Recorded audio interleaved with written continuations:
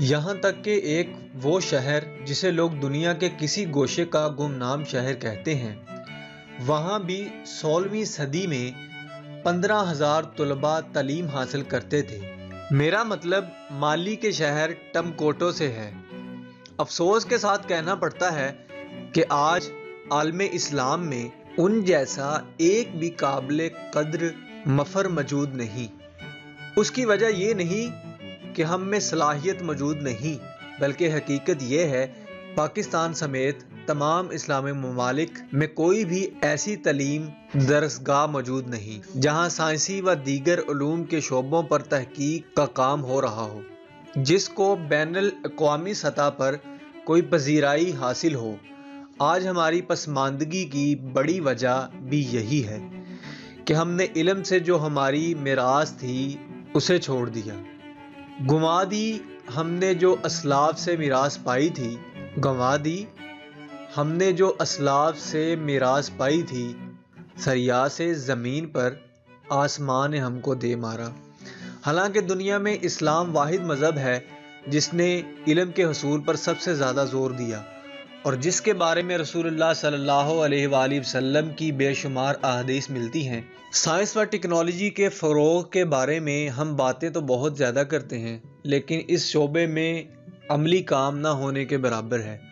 میں نے پچھلے سال بھی پورے عالم اسلام کے رہنماؤں کی توجہ اس حقیقت کی جانب مبذول کروائی تھی کہ وقت کا تقاضا یہ ہے کہ سائنس اور ٹیکنالوجی کے فروغ پر زیادہ سے زیادہ توجہ دی جائے، اور اگر ان کے ممالک میں سائنس و ٹیکنالوجی کو فروغ دینے کے لیے انفراسٹرکچر موجود نہیں تو وہ کم از کم ان اسلامی ممالک کو فنڈز مہیا کریں جہاں ان شعبے پر کام ہو رہا ہے، تاکہ عالم اسلام اپنا کھویا ہوا مقام حاصل کر سکے۔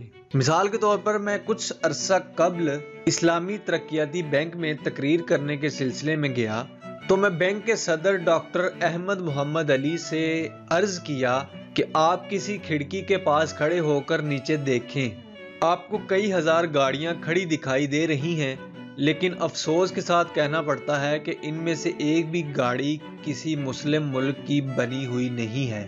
اب اگر گاڑیوں کی ایک فیکٹری ہی بنا لی جائے تو اس میں کم از کم 10,000 آدمیوں کو نوکری مل سکتی ہے، اور ایک کار کے اندر جتنی اقسام کی ٹیکنالوجی استعمال ہوتی ہے اس سے بہت کچھ سیکھا جا سکتا ہے۔ آپ یہ دیکھیں کہ مراکش سے انڈونیشیا تک ہزاروں اقسام کے ٹرک چلائے جاتے ہیں۔ ٹرک نقل و حمل کے لیے اتنی اہم چیز ہے کہ اگر ہم ایک ہی قسم کا ٹرک بنائیں اور مراکش سے انڈونیشیا تک وہی استعمال کریں تو اس کے بے شمار فوائد ہوں گے۔ اگر اسلامی ممالک اس طرح کی بڑی بڑی صنعتیں لگائے تو اس سے نہ صرف سائنس اور ٹیکنالوجی کے شعبے سے متعلق پیشہ ور لوگوں کو روزگار حاصل ہو سکے گا، بلکہ وہ اپنی قابلیت کا بھی مکمل مظاہرہ کر سکیں گے۔ ہم آج بھی جوس نکالنے کی مشین سے لے کر بجلی کی استری تک درآمد کرتے ہیں۔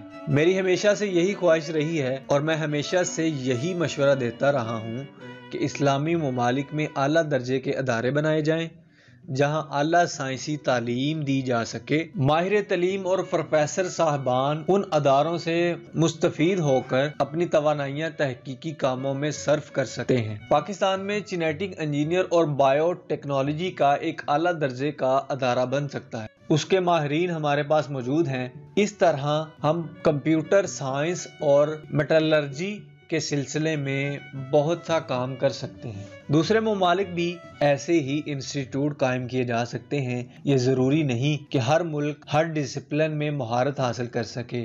یوں ہو سکتا ہے کہ ایک ملک ایک طرح کا تعلیمی ادارہ بنا لے اور دوسرا ملک دوسری طرح کا، اور اس طرح ایک دوسرے کے تعاون سے عالمی اسلام اپنا کھویا ہوا مقام دوبارہ حاصل کر سکے گا۔ خدا کا شکر ہے کہ رب العزت نے مسلم ممالک کو معدنیات سے مالا مال کیا ہے، جس کا اندازہ اس بات سے لگایا جا سکتا ہے کہ اس پوری دنیا کو 50% خام تیل، 40% قدرتی گیس، 90% قدرتی ربڑ اور 75% جوٹ مسلم ممالک فراہم کرتے ہیں۔ لیکن مسلم ممالک سائنس اور ٹیکنالوجی میں ترقی یافتہ ہونے کی وجہ سے اس خام مال کو قابل استعمال نہیں لا پاتے۔ نتیجتاً ترقی یافتہ مغربی ممالک جدید ٹیکنالوجی سے استفادہ کرتے ہوئے اسی خام مال سے بے پناہ اشیاء بناتے ہیں اور مجموعی عالمی تجارت کا 95% حصہ اپنی جیب میں ڈالتے ہیں، جبکہ مسلم ممالک عالمی تجارت کا صرف 5% حصہ حاصل کر پاتے ہیں۔ اسی طرح مسلم ممالک کی مجموعی قومی پیداوار 1100 بلین امریکی ڈالر ہے، جو کہ صرف ایک یورپی ملک فرانس کی مجموعی قومی پیداوار سے بھی کم ہے، جس کی مجموعی قومی پیداوار 1500 بلین ڈالر کے برابر ہے۔ یہ اعداد و شمار اس تحقیق کی چغلی کھاتے ہیں کہ مسلم ممالک میں سائنس اور ٹیکنالوجی کے فروغ پر بالکل توجہ نہیں دی جاتی۔ اس سیریز کی اگلی ویڈیو دیکھنے کے لیے ہمارے چینل کو سبسکرائب کریں اور بیل آئیکن کو ضرور دبائیں تاکہ آپ کو نوٹیفیکیشن مل سکے۔ ملتے ہیں اگلی ویڈیو میں، تب تک کے لیے اجازت دیجیے۔ اللہ حافظ۔